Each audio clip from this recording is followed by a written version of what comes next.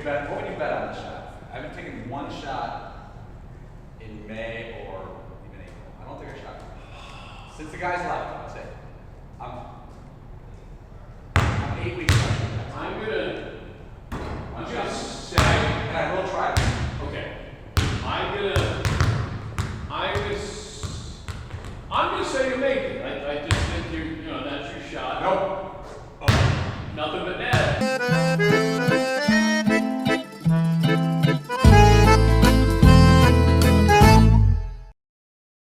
James in Utah leads us off. Hi, James. What do you have?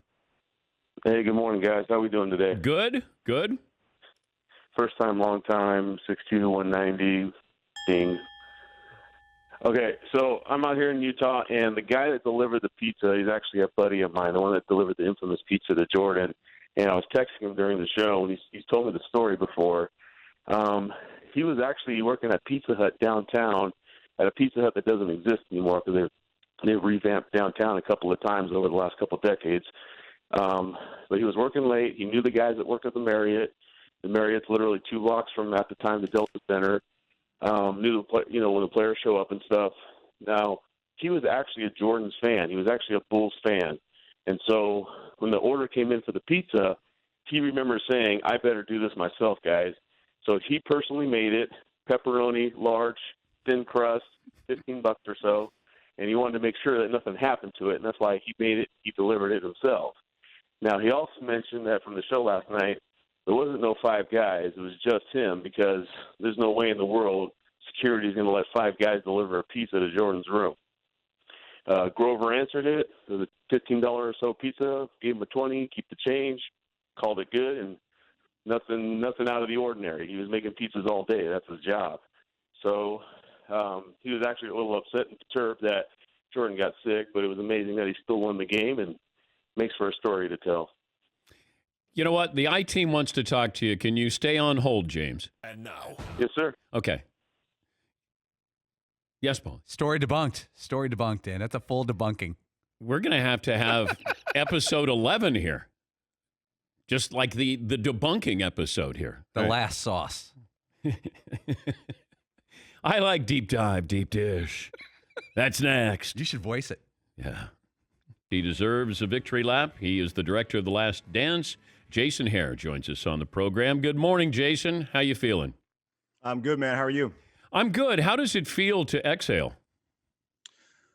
Kind of surreal because this is the first day that I haven't literally had to worry about something to do with the making of the show in at least 2.5 years, actually well over that. So, yeah, it's a lot of mixed emotions. I was telling someone last night that it's kind of like how you feel when you graduate, like a high school or college graduation. You know, for years you say, I can't wait to get out of this place. I can't wait.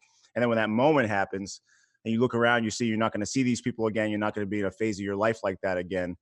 I get sentimental in those times. This was a significant chapter of my life. I'm 43 and I spent over 4 years on this thing, or almost 4 years in this. That's about 10% of my life that I spent on this story. So it's definitely bittersweet. When's the last time you spoke to Jordan? When we interviewed him in December. Oh, so you haven't spoken to him at all after this came out? No, I don't have a relationship with him like that. No, I've spoken to him, a handful of times my entire life, and half of those are when we sat down for cameras. If I said you get one more question to Jordan, what would it be? Ooh, that's a tough one.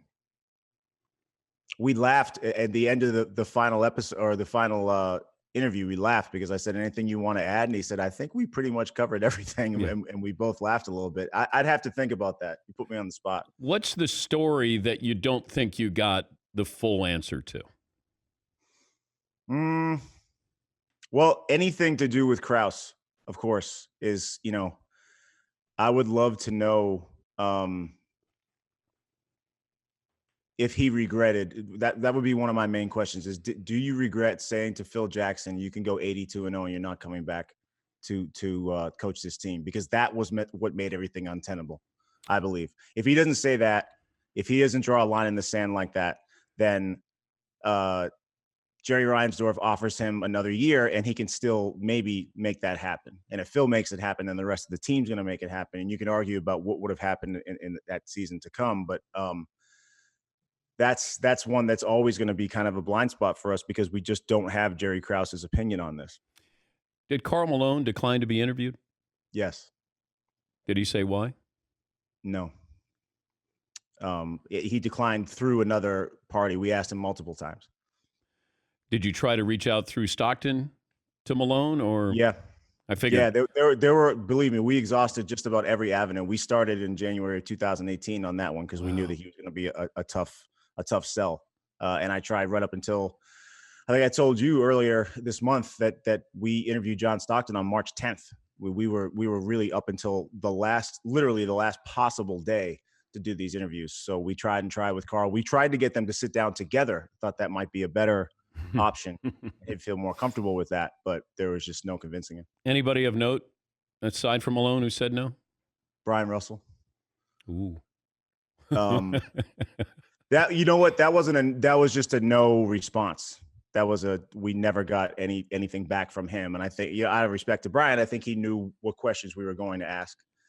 So maybe he didn't want to go there, but there's really nobody else of note that declined. You okay with the pizza story? Now it's food poisoning, not the flu here, Jace? Absolutely. And I can shed a little bit of light on that as well. Okay. So a lot of people I saw online last night and people were texting me asking, like, what kind of guy eats an entire pizza in a room full of grown men? Who doesn't grab a slice? What happened was that they're on the outskirts of Salt Lake. They're not staying in Salt Lake proper. They're kind of in the suburbs or on the edge of town. And there are limited food options out there. And at the time that George and Gus and Tim, actually Gus wasn't there, but Tim Grover and George and all the security guards ordered dinner, room service was working then. And Michael wasn't hungry, or he wasn't there, I think. So he came back and he was pissed off because they ate without him. So it gets to be about 10, 11 o'clock and he's hungry. This is the story that he told us. Okay. So they find a place that delivers pizza. And he says, nobody touched this pizza. This is my pizza. You guys ate without me. So he spat on the pizza so that nobody else could eat it. And that's how we know that nobody else. Now, did he finish the pizza himself? I don't know. But he did say that he spit on the pizza so that nobody else could eat it. And I think he had been known for doing this. I heard a story one time about how this is public, that he was on a commercial shoot and someone gave him homemade brownies and his security guards were in the trailer and he said, no one touched these brownies. These are mine. And he spat on them and he went and did the shoot. So, but he did tell us that we didn't have time to put it into the story, but a lot of people said, well, why would he eat an entire pizza? That's why. I was told that he stayed in Park City. Mm-hmm. Is that fair? You said they're on the outskirts of Salt Lake. I was told that Michael would stay in Park City and not in Salt Lake City. By himself? I don't know. I don't know the answer to that. Okay, I don't know if he was by himself. I don't think he was staying with the team. Well, he was with the team, though, in 98. He comes back to the hotel and he's with the team. So I know he stayed with the team in Utah in 98. I'm not sure about 97, but I know we have cameras there. I think he got the same suite every time he went to Utah. He would stay in the suite that had that piano. Well, that's why I didn't know if he was. You said he was on the outskirts, and then somebody said no, they stayed at the Marriott in downtown Salt Lake, which is not very far from the arena. But these are just details here. I'm trying to piece it all together because I want to find out about this pizza thing. And would security allow 5 guys, Jason, to deliver a pizza? And the answer is no. Doubtful, but I don't know. I don't know who was working the door that night. I'm sure no one called, and I don't think Michael called and said, "Hi, this is living legend Michael Jordan. Could you deliver a large pepperoni to my room?" I think it was the pizza's going up to room 522, and there's a conceivable world in which the guy working the front desk says to the dudes, "Hey, that's Jordan's room that you're going to deliver a pizza to." I can't believe that there were 5 guys working at a pizza joint on the outskirts of Salt Lake City.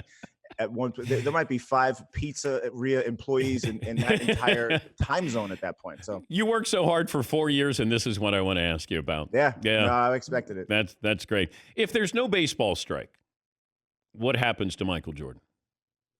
I think he becomes a major leaguer. I think that he makes the White Sox that following year, and I think if he enjoys playing baseball, which I imagine he would have, if he doesn't get an itch too much to come back to basketball, that we're not having this conversation, because I think that he could have finished his career as a baseball player. That's my opinion. I've been down this road in the last 5 weeks or so that I say that now all of a sudden it's a headline that Michael Jordan would have played. That's my opinion. That I think that he was passionate enough about baseball and loved it so much and loved that reset that he got when he went to Birmingham. And I do firmly believe, for myriad reasons, that he would have made the major leagues, including the fact that none other than Terry Francona says he needed 1,000 more bats to get up there.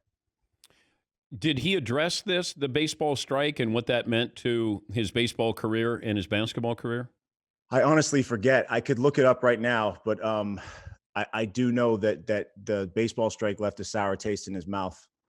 There's no way he was going to cross that picket line. He was not going to be a scab. He knew that. And I don't think he had any intentions of going back to basketball that year. He was firmly committed, because he had hit, I think, 268 in the fall league. He hit 202 for Birmingham. Then he went to the fall league and hit 268 or 264. He was improving, and he was really excited for that season. And then what happened. So he was left really with no choice but to leave baseball and either retire from sports altogether or come back to the Bulls. I mentioned this last hour, and it caught some people off guard. I said there was part of me that felt sorry for Michael Jordan. And that is, this is who he is every day. We admire it from afar. He lives in this world where everything is competition. Back then, everything. I don't know how much he enjoyed it as much as it was a relief when he won. The expectations were so high. I don't know if he could treat his teammates any differently. And I think that's when he said, the time he sat down with you and he started to tear up, let's break. He didn't want to think. That's just not who he is. He doesn't allow himself to think that way. Do you understand what I'm saying? That I felt sorry for him in some regards, because the people around him back then, Ahmad Rashad and Quinn Buckner, and then the security people that he pays to be around him. I just think he lived in this world that we could never understand, relate to. And you have the great scene where he's on the couch with the cigar and he goes, "Here, this is my life here." Yeah. He was trapped by his success. That's a question of uber fame, right? I mean, that's separate from the torture of being that competitively driven, that you're kind of held hostage by that insatiable goal to win. And I think that there's probably people who have similar, I don't know if you call it a pathology, but similar mindsets that must be maddening to live within. It's the fame, to me, that if I had any sympathy for Michael, it would be because of that. Okay. That, I don't know that anyone knew what kind of a prison he was putting himself in when he became that famous at just that time. There's so many aspects to this story that couldn't have happened at any other time. Michael was born in 1963. He turns 21 and joins the NBA in 1984, at the same time that David Stern comes on as new commissioner. This visionary executive, who may be the greatest commissioner ever, comes in at the same time as Michael. At the same time that satellite and cable TV start proliferating all over the country and all over the globe. At the same time that we're commodifying American pop culture all over the planet. At the same time that Black Americans, Black entertainers are being welcomed into homes. So all of a sudden it's Eddie Murphy and Bill Cosby and Prince and Michael Jackson. This is something that couldn't have happened 10 years earlier. So many of those things happened. In addition to that was the proliferation of electronic tabloid journalism. So you had Hard Copy and Inside Edition and these kind of shows. It was kind of like the prequel to TMZ culture. And Michael was caught up in that maelstrom. And if this had happened 10 years earlier, maybe he's Magic Johnson and he's not, on gigantic murals halfway around the globe. He's just a national star. Every single thing happened for better or worse. Everything happened exactly at the right time for the story to become what it was. What's the next project?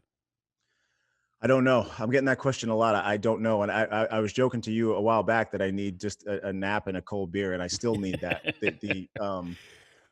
Last night was a late night just because the adrenaline, and I heard from a lot of people after the show, and I Zoomed with my family for about an hour afterwards. And that was a way of bringing us together. Cause of course, like all families, we miss the hell out of each other right now. So I haven't gotten a chance to really sit back and think about anything else. This is really the first day where I haven't been actively working or worrying about this series, because for better or worse, now it's done. There's nothing I can do about it. It's out there now. It's out in the world. What about the 11th episode? We talked about this a couple of weeks ago. I would love to have Andy Thompson, who was, part of the genius behind all of this, let him talk about. I just think the people behind the scenes in gathering all of this, knowing that it might not ever air, and that you're getting this stuff, and we didn't hear the stories of what they were shooting. They kept it quiet there. I don't know. Outtakes would be great. I would like to know when Michael said break, what was Jordan like after he became emotional, talking about the way he is to his teammates? When he got up, what happened next? He composed himself really quickly. We had a couple of his people were there. I can tell you that Ahmad was there. Ahmad had come with him because they had golfed earlier in the day, and they're of course really close friends. And I remember Ahmad, like Michael was composing himself, and Ahmad from the corner of the room said, "Kill or be killed." And he started laughing. I don't think he realized, because he couldn't see Michael. Michael was blocked by lights and cameras and things. So I don't think that he could realize that Michael was getting emotional. And I think that he thought that Michael just got tired or had to get up for some reason. So he was joking off camera. And so that immediately put Michael at ease. And, he took a puff of the cigar and sat back down. We rolled pretty quickly. And the thing was, too, I know that you've seen this side of him, is that he snapped right back into it, and he started just busting the balls of one of our camera guys who was wearing shorts and had huge calves. He said, "You got big calves, man. You play football?"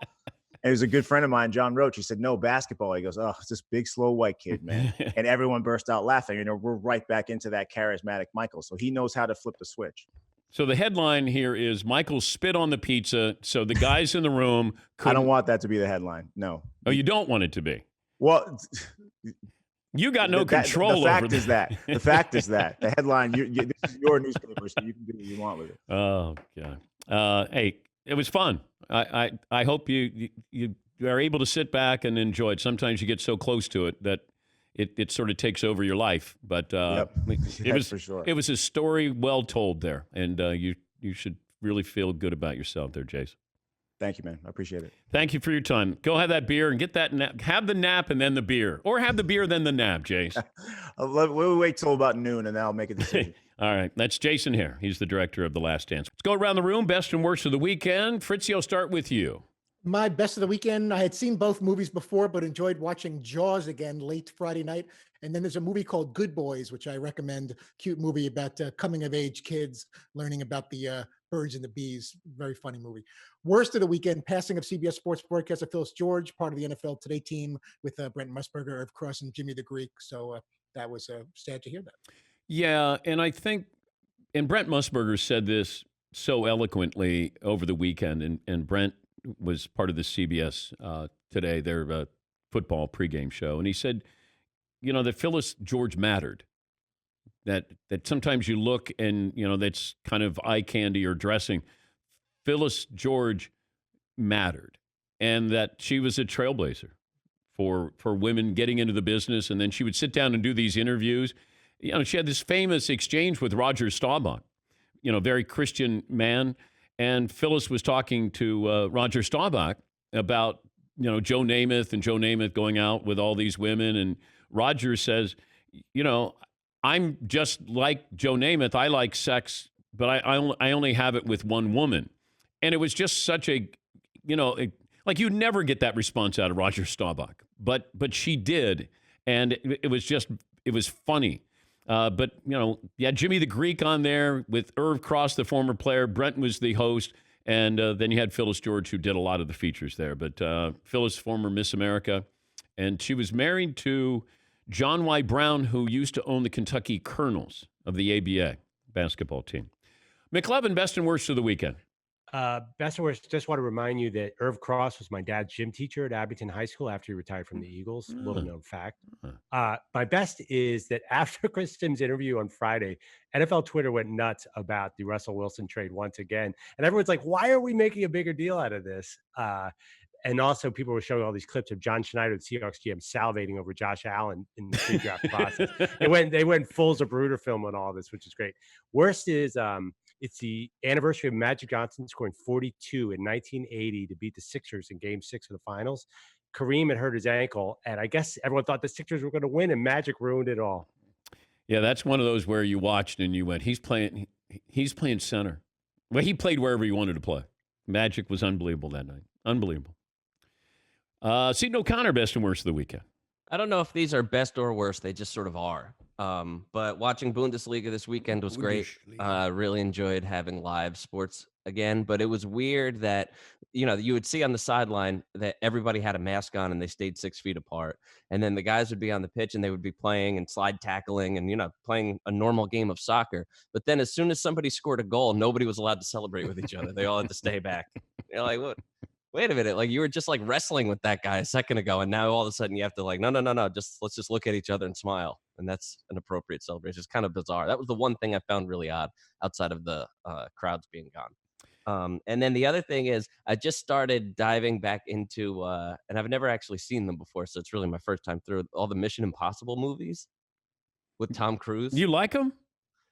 I don't know if I like them necessarily, but they're really good entertainment for 10-year-old kid who thinks spies are pretty awesome. Yeah. So he's really into it. But I will say this though, the stunts that Tom Cruise does in that, because they're famous for him doing his own stunts, are pretty remarkable. Yeah, I watch them, but I'm not, enamored with them. Yeah. I finished Better Call Saul. I went through 4 seasons pretty quickly there. Look forward to season 5 on that.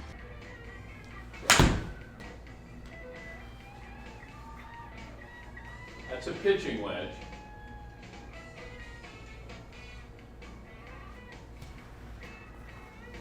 Yeah. Tomorrow's the 15th anniversary of Reggie Miller's final NBA game. Home loss to the Pistons that eliminated the Pacers. Game 6, second round. Reg had 27 points, 11 of 16 from the floor, and a 9-point defeat. I text Reggie last night before the episode, and I just said, good luck. And then he said, tough crowd. I said, it's a crowd of one. It's MJ. You survived, Reg. You survived. Were you nervous? I was. I was nervous for the simple fact of that opening scene, because they opened it with the fight, right? In 93. So that could have gone a number of different ways. But I think it kind of drew people in and captivated people a little bit.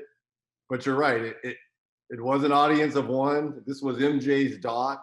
But I think it kind of pulled back the veil of how things were in the 90s and how competitive not only he was, but a lot of the guys that he butt heads with, me being one of those guys. So it was cool to see, a little cathartic, as you mentioned, but it left me shaking my head as well.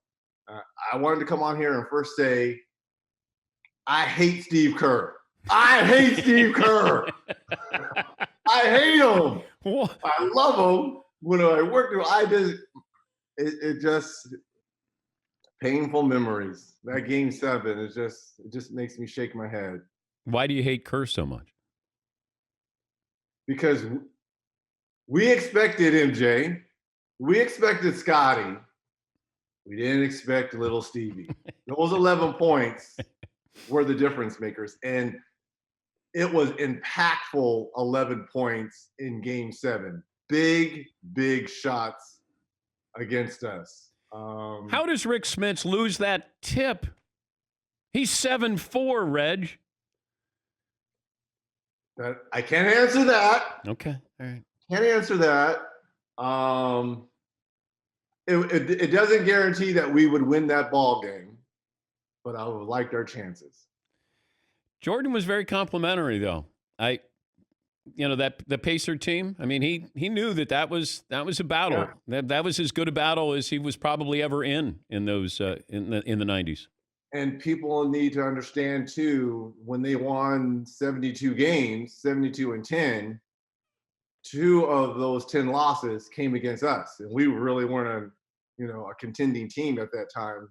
The year before, we played a physical style of basketball led by Larry Brown, which was then kind of taken over by Larry Bird and Rick Carlisle. but we had tough dudes. And my Davis brothers, Rick, we had it, Sam Perkins, we had LaSalle Thompson, we had Sam Mitchell. So we had a lot of guys that understood the game, had been around a long time. And, I said this in the doc last night, we really didn't fear them. We respected them. Obviously, you respect all your opponents, but it was kind of comical at times watching how other teams approach the Bulls and how we approach them. But it was fun. It was fun. Do you have any different memory? Like, do you take away anything different from Michael and the Bulls, having been in it and you're so close to it, but now you're watching it as a quote unquote fan? Anything different? Think about this. As much as Michael has achieved, how iconic he is, right? 6 NBA championships, twice, 3-time back-to-back champions. You could see, and only a real athlete and a competitor could see this. Remember last week when I told you I always remember the bad games versus all the great moments that I've had? You remember. You could see when he's talking about a chase for number 7, and when they're talking about how maddening it is, him walking away at the height of his powers, you can see how much that pains him. This is a guy that has achieved everything. He has 6 rings. But what is clawing at him is the what if. What if on that 7th? And then breaking up the team. And it kind of pains me to see that a little bit, because we were all shuffling to get in line to come after them. I had my shot in 98. Who would it have been the next year, So it pains me to see that look on his face, him not having that opportunity. Hey, until they beat us, why break it up? I was also, and people want to know, what would they have done those 2 years if Michael didn't play baseball? And I don't know if they would have won the title. Now, to be fair to Houston, I don't know if they would have won the title, because I do think that there was some burnout there with Michael. And I think you saw burnout there at the end of 98, Reg, where we can't imagine what that must be like to live in that world. And he created this world. Sure. Like he was held captive by being Air Jordan. And I think it took its toll. And people don't understand, 82-game regular season. And back in the 90s, there was no load management. I know. Right? Yeah. We played. We had to play. And Michael was one of those guys who understood there is going to be someone in this building who hasn't seen me for the first time, who paid a lot of money to come see me play. So he was going to lace them up. So think about this. He played 80 to 82 games, 8-9 years straight. Then a grueling, taxing playoff schedule where he won 6 championships. You're right. Fatigue was starting to set in. And I think teams were getting better as well. We'll never know with the whole Houston and their 2 championships. I would have loved to seen it, because just as much as we didn't have an answer for MJ as guards, no one had an answer for Hakeem Olajuwon in the middle as well. Yeah. So that would have been a fabulous matchup. We're talking to Reggie Miller, Hall of Famer, Turner Sports NBA analyst. You see yourself in this fight with Michael Jordan. Like, are your kids watching this? We put the kids to bed. Oh, okay. I made sure we put the kids to bed because I don't know what MJ was going to say. I told you, I didn't know. I knew the fight was probably going to be a part of it. I didn't know it was going to lead the show, but it kind of set up the night, and it set up what was the anticipation of that epic 7-game series with Chicago. But people need to understand that I just didn't go and shove Michael Jordan. I'm not that stupid. I hope they saw the preceding plays, because he was elbowing me a couple times. And again, like I said, I can't hold my tongue, and I'm not going to back down. So it led to but it just shows you the power of MJ. How do I get thrown out? We both were fighting. So how do I get thrown out in my own building? That's what burns me. And then he goes on and score 40 and they win. Like, that doesn't make sense. It doesn't. Do you believe the pizza story that now it's food poisoning? Why did it change from flu to food poisoning and it changed for the documentary? Well, how are you going to say food poison? Food poisoning doesn't sound right. Flu game, because it kind of looked like he had the flu. But the more you think about it in the food poisoning, it sounds about right. So what, maybe Pizzagate sounds good? How about Pizzagate? Hashtag flu game.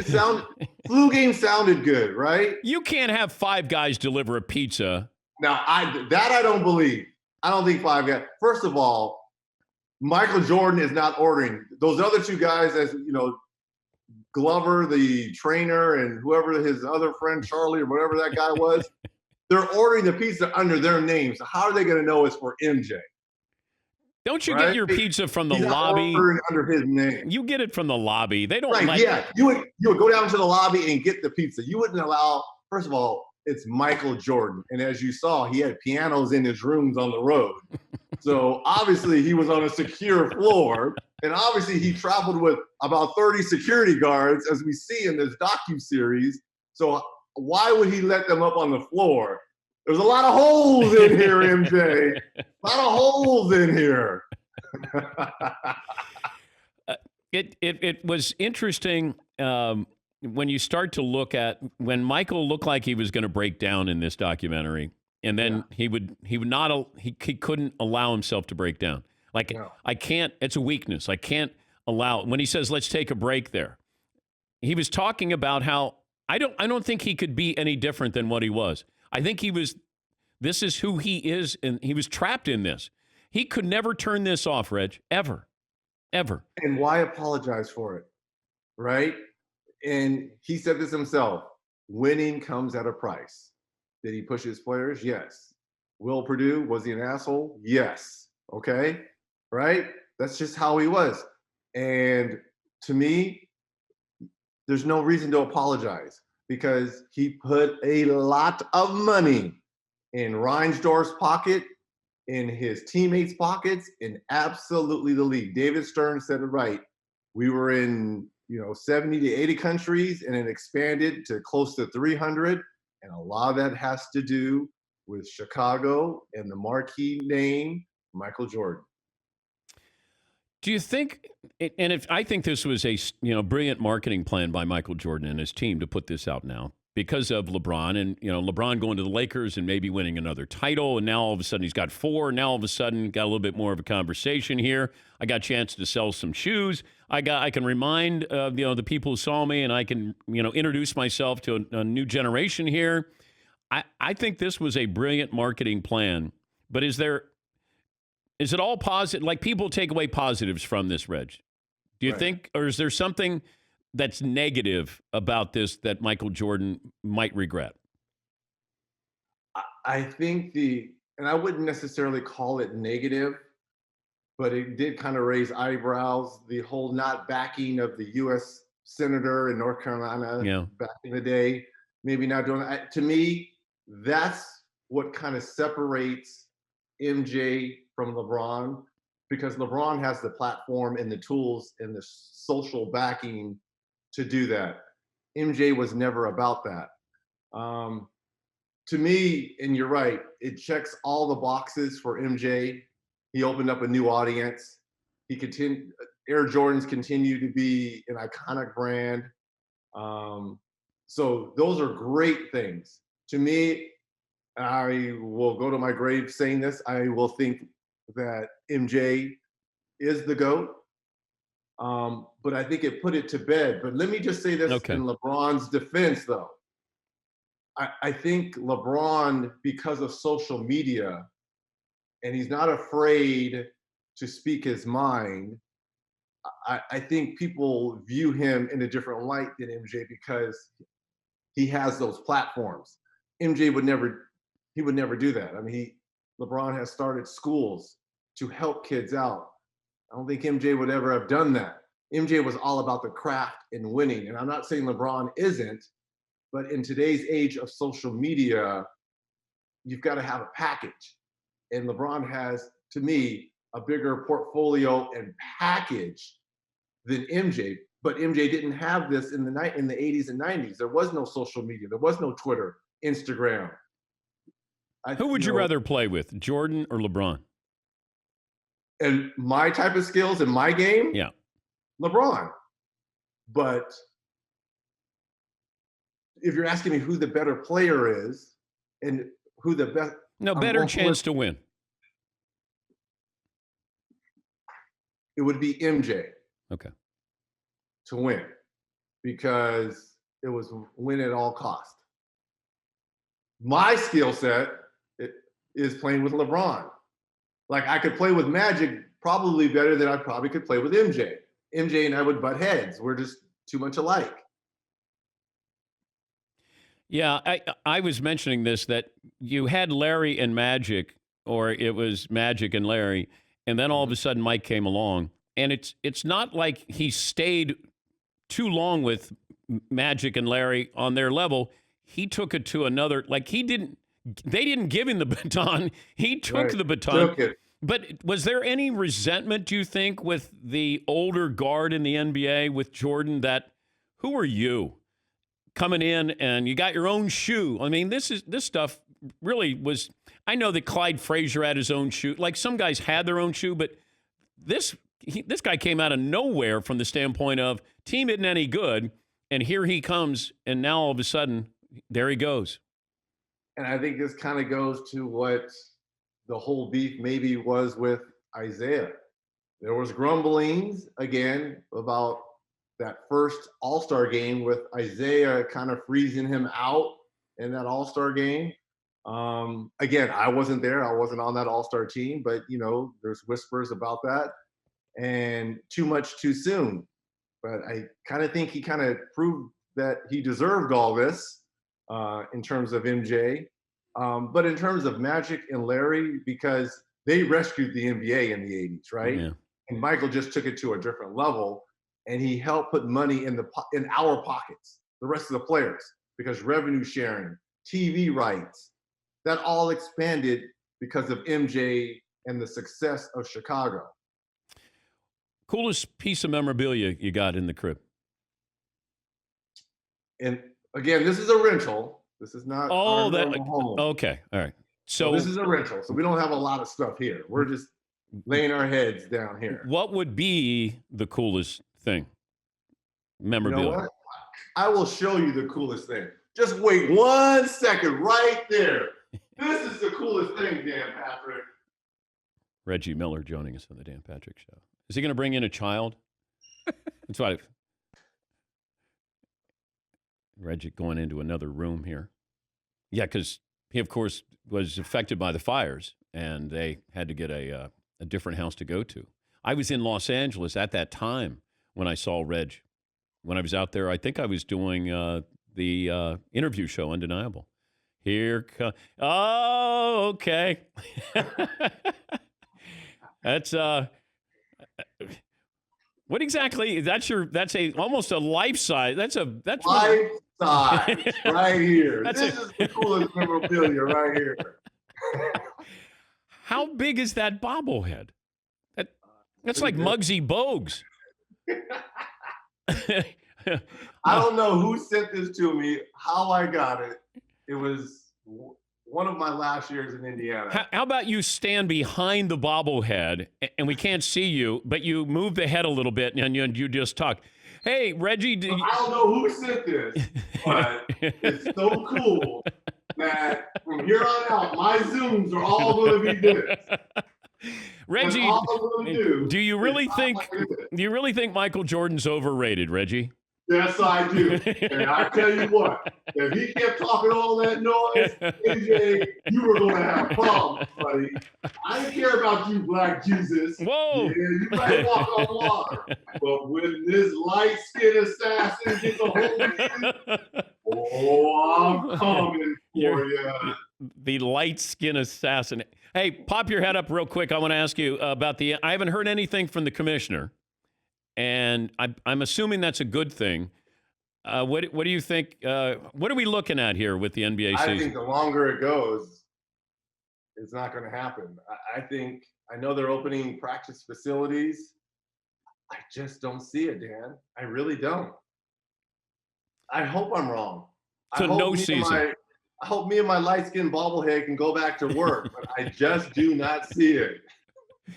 When you brought it out, I thought it was Austin Crozier. It's when I had here. But how about this? Look at the parts. That's when I. That was your rookie year where you had that. Yes, come on. I had the Bobby Brown. Girl, you know it's true.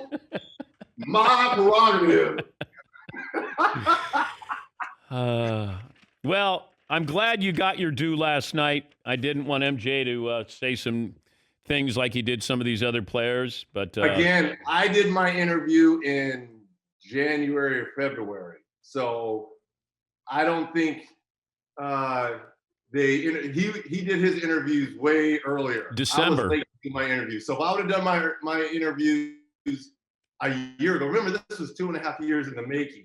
This docuseries. Yeah. So a lot of those interviews with Gary Payton and all those other guys, they were probably done early, and that's why he had a chance to have a rebuttal. He didn't have a chance to have a rebuttal. Karl Malone didn't want to be interviewed. Byron Russell refused. I can see that. Stockton begrudgingly It did wasn't going to end well for those two. No, it wasn't. Thank you, Reg, and little Reg there. We appreciate it as always. Thank you, bud.